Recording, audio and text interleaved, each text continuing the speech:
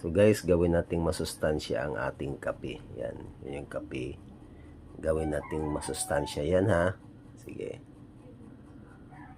Turuan ko kayo ng tip paano magiging masustansya ang kape nyo. Yan. Ito na po yung kape. Haluan po natin ng gatas. Yan, unang-una yung gatas. Masustansya na rin to. At syempre, hindi mawawala ang brown sugar. Brown sugar lang guys. So, ayan na po. Timplado na po siya. So, gawin pa natin yan ng masustansya. So, bigyan ko kayo ng tip. Tara.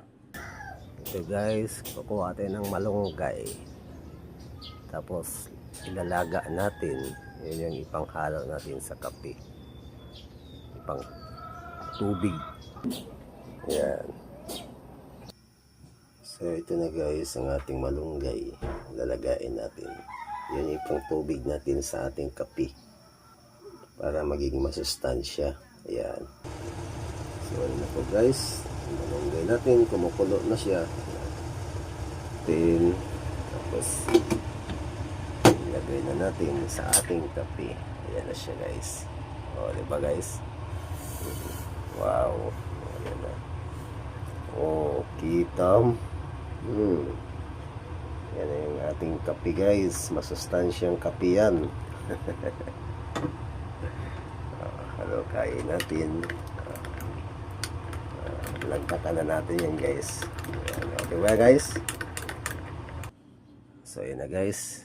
Try natin inumin ang ating kape. Tsaka yung kamuti. Ayan oh. Napakasustansya nito guys. Napakasustansya nito. Ayan. Inumin na natin.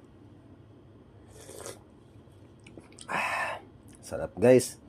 Hindi mo malasahan yung malunggay kasi natalo siya ng lasa ng kape at saka ng asukal.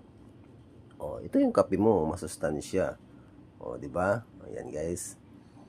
Tip lang po 'yan. Ayan.